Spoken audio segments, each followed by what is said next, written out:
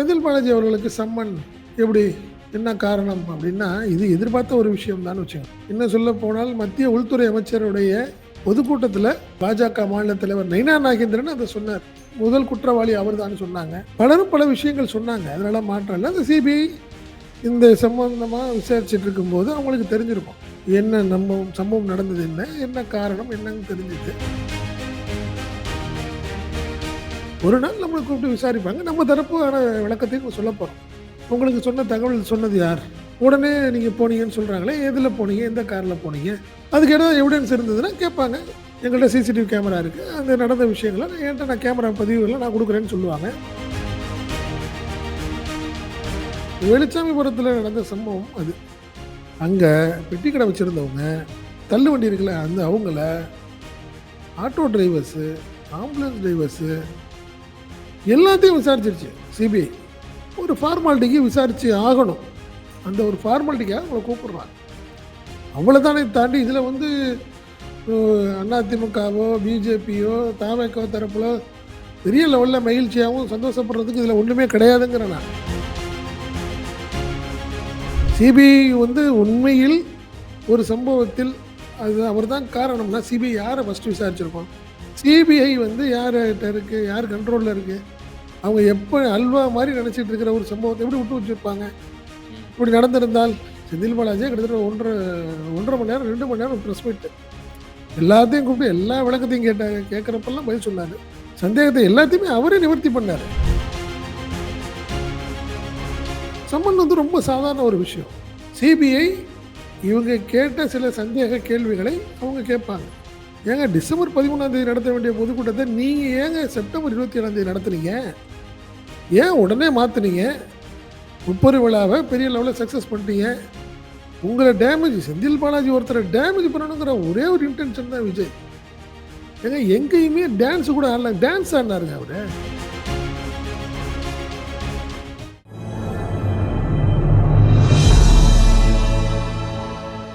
Tamil news நேயர்களுக்கு வணக்கம். இன்றைய நேர்காணலில் நம்மோடு இருந்திருப்பவர் தமிழ் நியூஸ் ஆசிரியர் மற்றும் பத்திரிகையாளர் திரு செந்தில் சார். சார் வணக்கம்.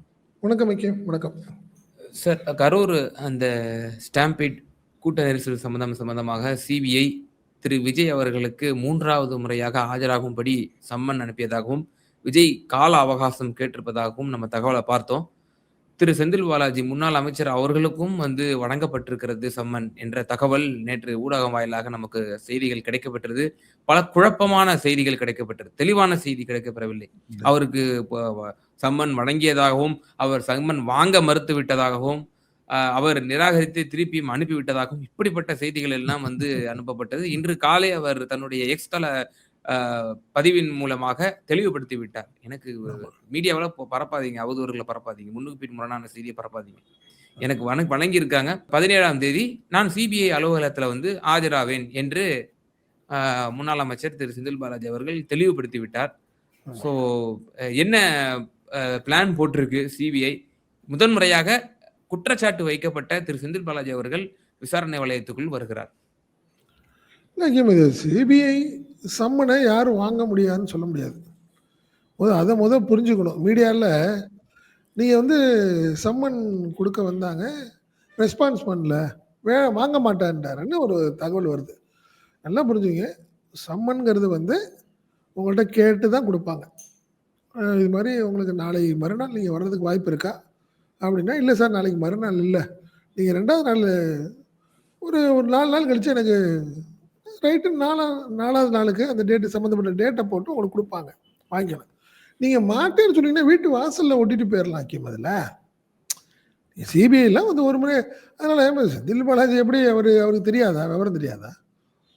பர்டிகுலர் டேட் சொன்னால் அன்றைக்கி டேல இல்லைங்க, எனக்கு ஒரு முக்கியமான ப்ரோக்ராம் இருக்குது, ஸோ அன்றைக்கி நான் வர முடியாது, ஸோ அதனால் நீங்கள் 15ஆம் தேதினா இல்லைங்க எனக்கு 16ஆம் தேதி இல்லை 17ஆம் தேதினு அப்படி சொல்லி வாங்கிக்கலாம். அதில் ப்ரிவிலேஜ் இருக்குது, அதில் நீங்கள் கேட்டால் ஒத்துக்குவாங்க, அதிலலாம் மாற்றுக்கிறது கிடையாதுன்னு வச்சுங்களேன். அதனால் முன்னாள் அமைச்சர் செந்தில் பாலாஜி விஷயத்தில் சிபிஐ சம்மன் கொடுக்கணும் அப்படின்னா, சார் நீங்கள் 15ஆம் தேதி நீங்கள் ஃப்ரீயாக இருக்கீங்களா? இல்லை சார் 15ஆம் தேதி ப்ரோக்ராம் இருக்குது, 16 ப்ரோக்ராம் இருக்குது, 17னா நான் வந்துடுவேன் சார். சார் ரைட்டு சார், 17ஆம் தேதி உங்களுக்கு சம்மன் அப்படின்னா இதுதான் கரெக்டாக இருக்கும். சார் எனக்கு ஏன் நீங்கள் சம்மன் அனுப்புறீங்க, நான்லாம் வர முடியாது சார்ன்னு சொல்ல முடியாது. வாங்க மாட்டேன்லாம் சொல்ல முடியாது. இல்லன்னா வீட்டு வாசல்ல வந்து ஒட்டிட்டு போயிடுவாங்க. இது நான் கடந்த ஆண்டாண்டு காலமா எல்லாத்துக்கும் தெரிஞ்ச ஒரு விஷயம். நேத்து ஏன் மீடியாக்கள் அப்படி ஒரு தகவல் வெளியே பரப்புனாங்கன்னு தெரியல. அதுக்கு தான் இன்னைக்கு ஒரு விளக்கம் சொல்லியிருக்காரு. 17ஆம் தேதி நான் வந்து சிபிஐ விசாரணைக்கு ஆஜராகிறேன் அப்படித்தான். இல்ல மீடியாவுக்கு அப்படி எதுவும் இன்டென்ஷன் இருக்கா? அப்படி நிர்பந்தம் எதுவும் இருக்கா? அப்புறம் தெரியாம போடுறது அப்படி தப்பு தானே ஹக்கீம். நான் பொதுவா கேட்கிறேன் நானு. நீங்க ஒருத்தர் சிபிஐ என்கொயரி சம்பந்தமா சம்மன் அனுப்புறாங்க. சரி சம்மன் அனுப்புனாங்களா? வாங்கிட்டாரா? வாங்கலையா? இல்ல வாங்காம இருக்க முடியுமா? சொல்லுங்க பார்ப்போம். வாங்க முடியுமா? வாங்க மாட்டேன்னு சொல்ல முடியுமா? எந்த சம்மனுக்கும்? பண்ணவே முடியாது. நீங்க வந்து டேட் கேட்கலாம். சார் நாளைக்கு வர சொல்றீங்க. நாளைக்கு நான் வர முடியாது. நீங்க அதனால நாளை மறுநாள் நீங்க அந்த டேட்ட மாத்தி குடுங்க. நான் அவசியம் வந்துடுறேன் சார்ன்னு சொல்லும்போது, கையெழுத்து போடு. என்ன காரணம்னா, கையெழுத்து போட்டுட்டு வாங்கிட்டீங்கன்னா, நீங்க கண்டிப்பா போய் ஆகணும்.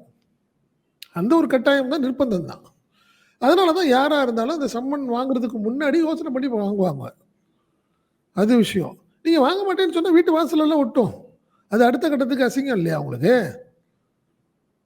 அதனால உங்களுக்கு அந்த விஷயம் கூட தெரியலையா அப்படிங்கிறது தான் அது கேள்விக்குறி. ரைட். அது அவங்களுடைய என்ன காரணம்னு தெரியல. ரைட்.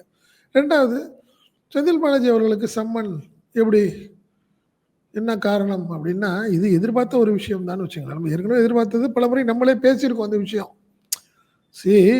நீங்க வந்து அந்த சம்பவத்து தொடர்புடைய நபரா அவர் வந்து பேசப்பட்டார் அன்னைக்கு. உடனே ஏன் எப்படி உடனே அவர் போனாருன்னு ஒரு கேள்வி. அவர் எங்க இருந்தார்ன்னு ஒரு கேள்வி.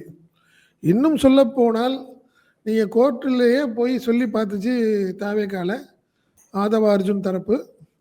செந்தில் பாலாஜி தான் இதுக்கு காரணம்னு சொல்லி பார்த்தாங்க. இன்னும் சொல்லப்போனால் மத்திய உள்துறை அமைச்சருடைய பொதுக்கூட்டத்தில பாஜக மாநில தலைவர் நைனா நாகேந்திரன் அதை சொன்னார். முதல் குற்றவாளி அவர்தான்னு சொன்னாங்க. பலரும் பல விஷயங்கள் சொன்னாங்க. அதனால மாற்றம் இல்ல. அந்த சிபிஐ இந்த சம்பந்தமா விசாரிச்சுட்டு இருக்கும்போது அவங்களுக்கு தெரிஞ்சிருக்கும். என்ன சம்பவம் நடந்தது என்ன? என்ன காரணம்? என்னன்னு தெரிஞ்சுது. பட் நீங்க சில விஷயங்கள வந்து நீங்க சொல்றாங்க. அட்மிட் ஆகுறாங்க. இப்ப நீங்க தாவேகா தரப்புல விசாரிச்சாங்க. ஆதவ அர்ஜுன், புசி ஆனந்த், நிர்மல்குமார், மதிய அழகன்லாம் விசாரிச்சாங்க. விஜய்ட்டையும் விசாரிச்சாங்க. ஸோ எல்லாமே வந்து அவங்க என்ன பண்றாங்க, சிபிஐ கேட்கும் தகவல்கள் எல்லாத்தையுமே பதில் சொல்லிட்டு, செந்தில் பாலாஜி தரப்புலயும் சொல்லியிருப்பாங்க ஏதாவது. இல்ல சார், எனக்கு ஒரு சந்தேகம் இருக்கு சார். அவர் எப்படி சார் உடனே வந்தாரு? எங்க சார் இருந்தாரு அவரு? நீங்க அதெல்லாம் விசாரிக்கணும் சார். அப்படிங்கிறது அவங்களுடைய பிரேயர். சிபிஐ வந்து அந்த அடிப்படையில நீங்க இதுல செந்தில் பாலாஜி அவர்களுக்கு விசாரிக்கலனா தான் தப்பா போயிடும். ஒரு சார்பா சிபிஐ இருக்கு. நாங்க அவர தான் சொல்றோம். ஆனா அவர விசாரிக்கவே மாட்டேங்கிறாங்க. அப்படின்னு ஒரு தரப்ப சொல்லுவாங்க. அதனால இந்த விஷயம் வந்து யாருக்கும் ஷாக் கிடையாது. ஈவன் தோ செந்தில் பாலாஜி தரப்புக்கு அவங்க எதிர்பார்த்த ஒரு விஷயம் தான். ஒரு நாள் நம்மள கூப்பிட்டு விசாரிப்பாங்க. நம்ம தரப்பான விளக்கத்தையும் சொல்லப் போறோம். நீங்க சந்தேகத்தலாம் ஏற்படுத்துறாங்கல்ல, அந்த சந்தேகத்தையும் கேட்பாங்க. நீங்க எங்க இருந்தீங்க? என்ன நடந்துச்சு? உங்களுக்கு சொன்ன தகவல் சொன்னது யார்? உடனே நீங்க போனீங்கன்னு சொல்றாங்களே, எதுல போனீங்க? எந்த கார்ல போனீங்க? இந்த மாரி விஷயங்கள்ல கண்டிப்பா அதுக்கு ஏதாவது எவிடன்ஸ் இருந்ததுன்னா கேட்பாங்க, குடுப்பாங்க. சார் இவரு தான் ஃபோன் பண்ணி சொன்னாரு எனக்கு. அப்படிங்கிறத ஃபோன் நம்பர் குடுக்க போறாங்க. இல்லன்னா டிவி பார்த்தேன் சார். டிவி பார்த்த டைம் இதுதான். எங்கள்ட்ட சிசிடிவி கேமரா இருக்கு. அந்த நடந்த விஷயங்கள என்ட்ட நான் கேமரா பதிவுகள்லாம் நான் குடுக்குறேன்னு சொல்லுவாங்க. அதனால நீங்க அவர் தெளிவா அவர் சொல்லுவாரு. என்னென்ன விஷயங்கள் கேட்பாங்க. யார் சொன்னாங்க? ரைட்டு. இது மாரி அடிப்படையான சில கேள்விகளுக்கு சிபிஐ ஒரு விளக்கத்த கேட்கறதுக்காக அவர கூப்பிடுறாங்க. அவ்வளோதான். புரியுதுங்களா? இதுல மத்தபடி இதுல எந்த விதத்திலயும் இது ஒரு செந்தில் பாலாஜி தரப்புக்கு மைனஸும், பிளஸும் கிடையாது. ஏன்னா நீங்க அங்க வந்து இந்த வெளிச்சாமிபுரத்துல நடந்த சம்பவம் அது. அங்க பெட்டி கடை வச்சிருந்தவங்க, தள்ளு வண்டி இருக்குல்ல, அந்த அவங்கள, ஆட்டோ டிரைவர்ஸு, ஆம்புலன்ஸ் டிரைவர்ஸு எல்லாத்தையும் விசாரிச்சிருச்சு சிபிஐ. கிட்டத்தட்ட 150க்கு மேல ஆட்களே விசாரிச்சிருக்காங்க. வாலண்டியர்ஸு எல்லாத்தையும் விசாரிச்சுட்டாங்க. டாக்டர்ஸு எல்லா தரப்பையும் விசாரிச்சுட்டு இப்போ கடைசியில ஒரு ஃபார்மாலிட்டிக்கு விசாரிச்சு ஆகணும். அந்த ஒரு ஃபார்மாலிட்டிக்காக உங்கள கூப்பிடுறாங்க. அவ்வளோதானே தாண்டி இதில வந்து அதிமுகவோ, பிஜேபியோ, தமாகா தரப்புல பெரிய லெவல்ல மகிழ்ச்சியாவும் சந்தோஷப்படுறதுக்கு இதுல ஒண்ணுமே கிடையாதுங்கிறேன் நானு. இல்ல அது இந்த அவர் ஏற்கனவே கான்ஸ்பிரன்சி தியரில அந்த ம், கரூர் சம்பவம் நடந்த சில மணி நேரங்கள்லயே தாவேக்காலாம் குற்றச்சாட்டு வச்சாங்க. ம். அதன் பிறகு பாஜக, அதிமுக எல்லாரும் அத கையில பிடிச்சு அத வந்து கடுமையா விமர்சனம் பண்ணிட்டு இருந்தாங்க. ஏடிஎம்கே தான் அதையே வந்து டிஃபெண்ட் பண்ணிட்டாங்களே. அவங்களே சொல்றாங்க. எடப்பாடியே சொல்லிட்டாரு. நீங்க தானே தப்பு பண்ணிட்டீங்க. உங்களால தானே ம். தப்பு நடந்துச்சு. நீங்களும் காரணம்னு சொல்லி அது வந்து கூட்டணி கிடையாது. அப்புறம் அவர் அதிமுகவை விமர்சனம் பண்ணாரு அதுதான் அப்படின்ன உடனே சொல்றேன். தன்னுடைய அதுதான் ஸ்டாண்ட உண்மை. மாத்துனாரு. அதுதானே உண்மை. ம். ஆனா நீங்க இந்த சொல்லுங்க. கான்ஸ்பிரன்சி தியரிஸ அவங்க வந்து சிபிஐக்கு வந்து வாக்குமூலம் குடுத்திருக்காங்களா? அப்படி வாக்குமூலம் வாக்குமூலம் கொடுத்தால் அது ஆதாரம் இல்லாமல் வந்து கொடுக்க முடியுமா? வாக்குமூலம்லாம் சொல்ல முடியாதுங்க கிம் இதுல. இதுல வாக்குமூலங்கள்லாம் கிடையாது இதுல. எங்களுக்கு ஒரு சந்தேகம்னு சொல்றாங்க. ஏன் நீங்க அத டைவர்ட் பண்றது தானே. நீங்க அந்த ஒரு வாரம் 10 நாளா இருக்கட்டும். அந்த 1 மாசத்துல செந்தில் பாலாஜி தரப்ப வந்து நீங்க எவ்வளோ பேசிட்டு இருந்தீங்க எல்லாம். என்னென்னமோ கதையெல்லாம் சொன்னீங்க. கட்டுக்கதைன்னு சொல்லுவாங்கல்ல. என்னென்ன கட்டுக்கதை, கம்பி கட்டு கதையெல்லாம் சொல்றீங்களேங்கிற மாரி சீனியர் ஜேர்னலிஸ்ட்ன்னு சொல்ற நபரே சொன்னாரு. கத்தியால கீறிட்டாங்க. ஆ. அங்கேருந்து ஃபோன் பண்ணாங்க. நானே கேட்டேன். இல்ல இப்ப அந்த கட்சிக்காரரா மாறிட்டாரு. கட்சிக்காரரா மாறிட்டாரு. சொல்றேன் நான். ஃபெலிக்ஸ சொல்றோம் நம்ம. ம். என்ன அவரே பேசினாரு அதுல. அதே மாரி என்ன சொன்னாங்க, எல்லாத்தையும் மூக்குலலாம் என்னமோ ஸ்ப்ரே அடிச்சு விட்டாங்க. ஸ்ப்ரே அடிச்சு விட்டாங்கன்னு சொன்ன தகவல்லாம் இருக்கு. ஸோ நெறைய ஒரு அதான் சொல்றேனே, அதாவது ஒரு அவதூறு பரப்புறதுக்கு அது என்ன ரஜினி சொன்ன ஒரே ஒரு வார்த்தை தான் வச்சுங்களேன். நாயி, குலைக்காத நாய் இல்லாத அந்த மாரி வார்த்தைகள் தான் சொல்லணும் நம்ம. இந்த வார்த்தைய சொல்லணும் நம்ம. அதனால நீங்க சந்தேகம் எல்லாத்துக்கும் இருக்கும். சந்தேகம் என்ன வேணாலும் சொல்லலாம். சிபிஐ வந்து உண்மையில் ஒரு சம்பவத்தில் சம்பந்தப்பட்ட நபருக்கு தான் அது அவர் தான் காரணம்னா சிபிஐ யாரை ஃபர்ஸ்ட் விசாரிச்சிருக்கோம். ஆ. அது இயல்பான ஒரு விஷயம். இத்தனைக்கும் 5 மாதங்கள் வந்து போய் கடந்துருச்சு. சிபிஐ வந்து யார்கிட்ட இருக்கு, யார் கண்ட்ரோல்ல இருக்கு. அவங்க எப்ப அல்வா மாரி நினைச்சிட்டு இருக்கிற ஒரு சம்பவத்தை எப்படி விட்டு வச்சிருப்பாங்க. ம். இப்படி நடந்திருந்தால் ஒரு சின்ன ஒரு இதுங்க சாதாரண ஒரு விஷயம் கூட ஏதாவது துருப்பு சீட்டு கிடைச்சிருந்தா சிபிஐ விட்டுருக்குமா இல்லையாங்கிறேன் நான். தொலைச்சு எடுத்துருக்கும்ல. நீங்க அதனால அவர் மினிஸ்டரே வந்து செந்தில் பாலாஜியே கிட்டத்தட்ட 1 1/2 மணி நேரம், 2 மணி நேரம் பிரஸ் மீட். எல்லாத்தையும் கூப்பிட்டு எல்லா விளக்கத்தையும் கேட்டாரு. கேட்கிறப்பெல்லாம் பதில் சொன்னாரு. சந்தேகத்தை எல்லாத்தையுமே அவரே நிவர்த்தி பண்ணாரு. நீங்க வந்து அறிக்கையெல்லாம் கிடையாது. நம்பாள் மாரி பனையூர் பார்ட்டி மாரிலாம் கிடையாது. முழுக்க முழுக்க அவரு டைரக்ட்டா பிரஸ்ஸ ஒரு 30, 40 பேர் கேட்கிற கேள்விக்கு இடையில உட்கார்ந்து அவர் பதில் சொல்லிட்டாரு. எல்லாத்தையுமே சொன்னாரு. சம்பவத்துக்கு மறுநாள் 2 நாட்களுக்குள்ளே இடையிலேயே வந்து அவர் ஓப்பன் பிரஸ் மீட்டே வச்சு அதுதான் எல்லாத்துக்கும் சொல்றாரு. விளக்கம் குடுத்தாரு. சொன்னாரு. "நீங்க என்ன எப்படி உடனே போனீங்க நீங்க?" அப்படின்னா, "ஏங்க நான் அறிவாலயத்துல இருந்தேன். அறிவாலயம் திமுக ஆஃபீஸ்ல இருந்தேன். கேள்விப்பட்டேன். கிட்டத்தட்ட 7:40 போல இந்த சம்பவம்னு சொன்னாங்க. நான் அடுத்து ஒரு ஒரு 6, 7 நிமிஷத்துக்குள்ளார அங்க போயிட்டேன். அமராவதி ஹாஸ்பிட்டலுக்கு போயிட்டேன்." அப்படின்னு சொன்னாரு. இவரு போறாருன்னு தெரிஞ்ச உடனே மத்த கட்சிக்காரங்கலாம் உடனே ஓடுறாங்க, ஒடியார்றாங்க. நடக்குது. ஏன்னா ஃபர்ஸ்ட்டு ஒரு அமைச்சர் இவர் செந்தில் பாலாஜி அவர்கள் வந்து அமராவதி ஹாஸ்பிட்டலுக்கு போறாருன்னோனே, எம்.ஆர். விஜயபாஸ்கர் மெடிக்கல் காலேஜுக்கு போறாரு. மெடிக்கல் காலேஜ் போயிட்டு திருப்பி வர்றாரு அவரு. அமராவதியில செந்தில் பாலாஜி இருக்காருன்னா, இங்க அவரு அரசியல் பண்ணிருவாரோன்னு பயந்துட்டு இவரு வர்றாரு. புரியுதுங்களா? நீங்க ஒரு எந்த நபரா இருந்தாலும், எவ்வளவு பெரிய ஆளா இருந்தாலும், ஒரு சின்ன சந்தேகத்துக்குரிய நபர் அங்க இருக்கவே மாட்டாங்க. கரூர்ல இருக்க மாட்டாங்க. ஒரு வேளை ஒரு ஏதோ ஒரு சம்பவத்துக்கு ஒருத்தர் முடிவு பண்றாங்கன்னா, அவங்க எங்க இருப்பாங்க? அது உள்ளூர்லயே இருந்துகிட்டு அந்த சம்பவத்த பண்ணுவாங்க. ஏன் அவங்களுக்கு இல்லையா? மெட்ராஸ்ல இருக்கலாம். கோயம்புத்தூர்ல இருக்கலாம். அவர் எப்படி ஆஃபீஸ்ல இருப்பாரு? அவரு ஒரு மீட்டிங் சம்பந்தமான பேசுறாரு. ஒரு ரயல்ஸ் கிளப்போ, ரோட்டரி கிளப் சம்பந்தமா முதல்ல உட்கார்ந்து பேசுறாங்க. அடுத்தது கட்சிக்காரங்கள்ட்ட பேசுறாரு அவர். அப்படியே அந்த சம்பவம் நடந்ததுக்கு அப்புறம் 3, 4 நாள் அவர் தூக்கம் இல்லாம வேலை பார்க்குறாரு. சிஎம் வந்துட்டு போறாங்க. அடுத்தது எல்லா விஐபியும் வராங்க. அவர் தான் ரிசீவ் பண்றாரு. காயமடைந்தவர்கள் வீட்டெல்லாம் போய் பார்க்குறாரு. புரியுதுங்களா? நீங்க எவ்வளோ சந்தேகத்தை ஏற்படுத்தினாலும் கூட அவர் இறங்கி ஓடல, ஒளியல.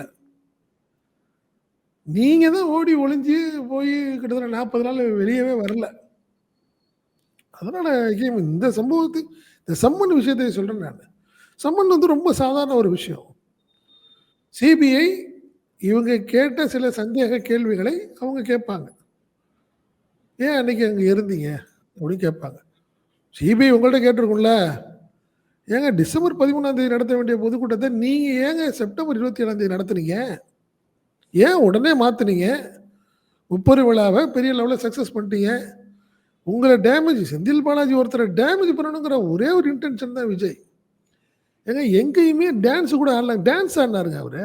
கரூர்ல அந்த பஸ்ஸு வா மேல ம். ஏறி டாப்ல நின்னுகிட்டு அந்த பாட்டு அந்த பாடிட்டு பாட்டு பாடிட்டு இருந்தேன். பாட்டு பாடி டான்ஸ் ஆடுனாரு.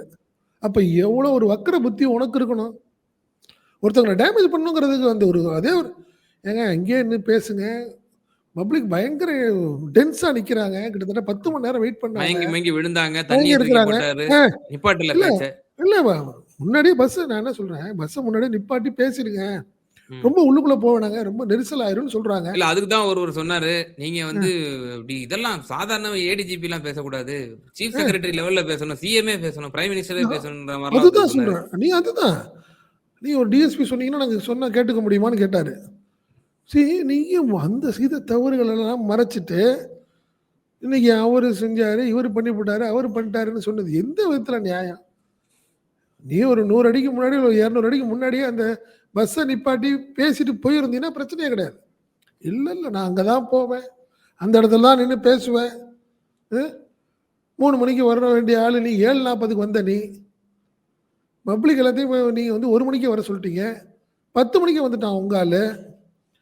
இவர் நல்லாவே தெரியுது ஹக்கீம் அந்த மேல கரூர்ல வேன் மேல நின்னுட்டு சொல்றாரு, "ஜெகதீஷ் தண்ணி எடு" அப்படிங்கிறாரு. ஜெகதீஷ் அ ஆம்புலன்ஸுக்கு ஃபோன் பண்ணுங்கிறாரு. எல்லாமே ரெக்கார்ட் இருக்கு. புரியுதுங்களா? உங்களுக்கு உங்கள்ட்ட தானே தண்ணி கேட்டான். தண்ணி இல்லன்னு கத்துனது உங்கள பார்த்து தானே கேட்டான். நீங்களே சொல்றீங்களே, தண்ணி குடு, தண்ணி குடுங்குறீங்களே. ஆம்புலன்ஸுக்கு ஜெகதீஷ் ஆம்புலன்ஸுக்கு ஃபோன் பண்ணு அப்படிங்கிறாரு. அதனால இந்த விஷயத்தை பொறுத்தவரை, இது முழுக்க முழுக்க ஒரு ஃபார்மாலிட்டியான ஒரு விஷயம். அதுல மீடியால ஒரு குரூப்பு, அதுல இதெல்லாம் ஒரு சந்தோஷப்படணும். ஏற்கனவே அங்க இருக்காரு கரூர்ல, எம்.ஆர். விஜயபாஸ்கர். அவருக்கு செந்தில் பாலாஜியை வீழ்த்தணுங்கிற ஒரே ஒரு அஜெண்டா, ஒரு சிங்கிள் புள்ளி. அதுக்கு எந்த எண்டுக்கு வேணாலும் போவாரு. ஏற்கனவே அந்த ஏன் இந்த பழைய கேஸ் ஈடி கேஸ்ல முழுக்க முழுக்க இறங்கி வேலை பார்த்தாரு. ஒண்ணும் செல்ஃப் எடுக்கல. இப்ப இந்த விஷயத்துல கையில எடுத்து பார்த்தாரு, ஒண்ணும் இல்ல.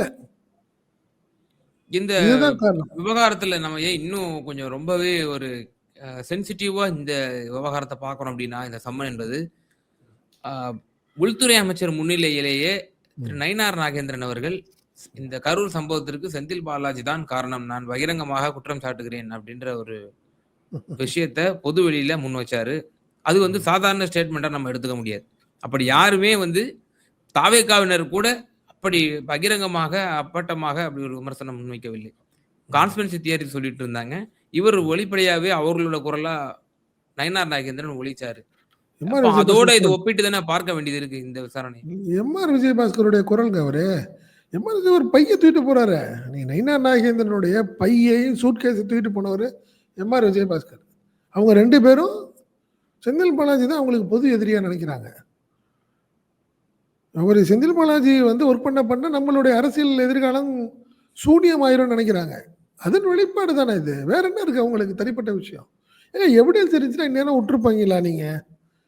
ஒண்ணுமே இல்லாத விஷயத்துக்கு எல்லாத்தையும் அரெஸ்ட் பண்ணிட்டு இருக்கிறீங்க. ஒருவேளை உண்மையிலேயே சில சம்பவங்கள், சில சந்தேகங்கள் இருந்திருந்தாலே அவங்கள கூட்டு போயிருப்பாங்க. செந்தில் பாலாஜிய கொண்டு போயிருப்பாங்க. கேம் அது எல்லாமே தெரிஞ்ச ஒரு விஷயம். அதாவது அது நயினார் நாகேந்திரனுக்கும் தெரியும். ஆனாலும் வேணும்னே ஒரு பேசுறதுனால ஒரு பயமுறுத்தி பார்க்குறாங்க. வேற ஒண்ணும் இருக்கு. பயமுறுத்தி பார்க்கறது தானே இது. பிஜேபி அந்த விஷயத்துல பிஜேபி, ஏடிஎம்கே, தவேகா இவங்கெல்லாம் ஒண்ணா இருந்தாங்க.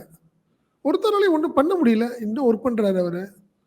சோர்ந்து போகல, கவலைப்படல. அதான் ஒரே ஒரு விஷயம் தான். சோசியல் மீடியால இந்த இந்த 17ஆம் தேதி போறேன், நான் ஆஜராக போறேன்னு சொன்னதுக்கு கூட கமெண்ட் என்ன வருது? எங்களுக்கு மடியில கனம் இல்ல, வெளியில பயம் இல்ல, தைரியமா போறோம் நாங்க.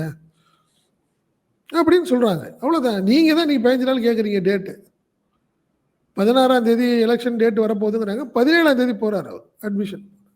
சிபிஐ விசாரணைக்கு போறாரு. அதுலலாம் மாற்றம் இல்ல. அதனால தனக்கு கிடைத்த தன்னிட்ட இருக்கிற எல்லா எவிடன்ஸையும் குடுப்பாரு அவரு. என்ன, அவர்ட்ட எந்த விதத்திலயும் ஒரு சின்ன சந்தேகம் கூட அவர் தரப்புல இல்ல. தைரியமா இருக்காரு. அதுதான் உண்மை. தேர்தல் சமயத்துல இப்போ திரு விஜயும் இப்ப ஆஜராக வேண்டிய ஒரு சூழ்நிலை ஏற்படும். திரு செந்தில் பாலாஜியும் அவர் ஆஜராகக்கூடிய தருணத்தில் அநேகமாக அது எலக்ஷன் கோட் ஆஃப் கண்டக்ட் வந்துரும். ஆமா, இப்போ ஆமா.